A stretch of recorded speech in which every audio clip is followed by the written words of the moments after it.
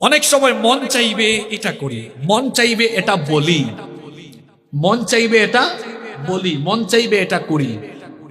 তো মন চাইলেই সেটা বলা যাবে না, মন চাইলেই সেটা করা যাবে না।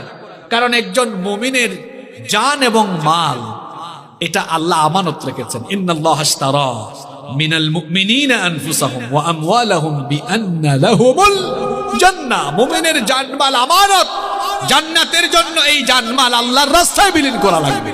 আপনার জানমাল নিজের মতো আপনি বিপথে খরচ করতে পারবেন না। ফজরের সময় এখন ঠান্ডা পড়ছে না? আপনাদের এলাকায় ফজরের সময় খুব ঠান্ডা পড়ে না? খুব ঠান্ডা। ওই সময় মুয়াজ্জিন মসজিদে বলতেছে, হাইয়া আলাস সালাহ, হাইয়া আলাল ফালাহ।